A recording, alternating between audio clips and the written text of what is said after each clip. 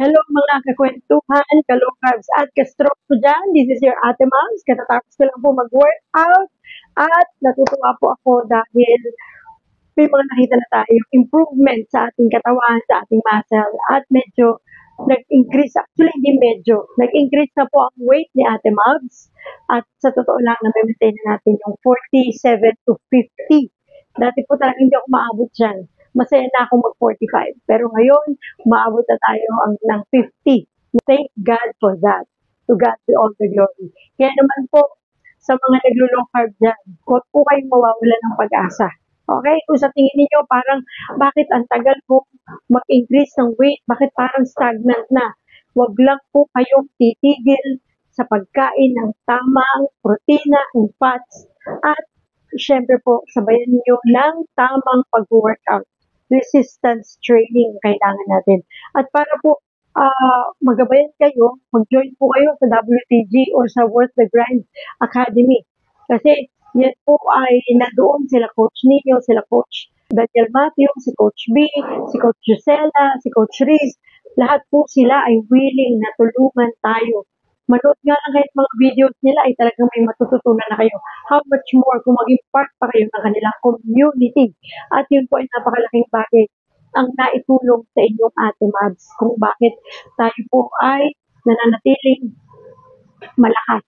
Sa totoo po, ang laki ng benefits nito. Hindi lamang po sa mga katulad kong na-stroke, hindi sa lahat ng mga naglo-low carb.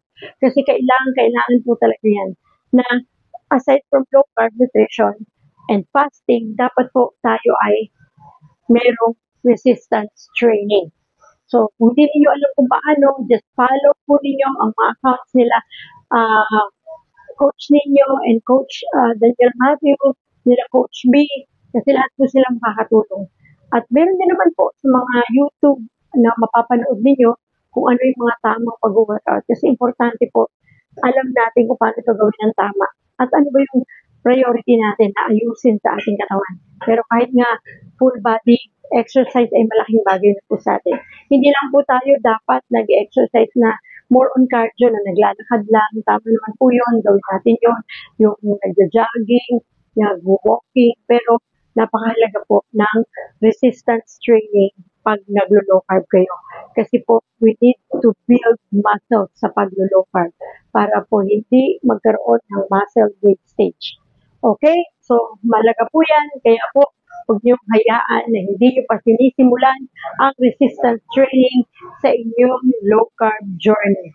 So, enjoy your low carb journey and don't forget na palagi po gawin ng tama ang pag-low carb para po hindi tayo magkamali at hindi mag-suffer ng consequences nito. Maraming salamat po and God bless and I hope na mag-subscribe po kayo sa ating pong YouTube channel at mag-follow sa ating pong Facebook page sa Ate Mads TV. At dito po ay marami kayong I hope na matutunan base sa mga kwento ni Ate Mads sa kwentong low carb, kwentong stroke, at kwentong spiritual. Maraming salamat po and God bless everyone. Always remember, God loves you. Bye!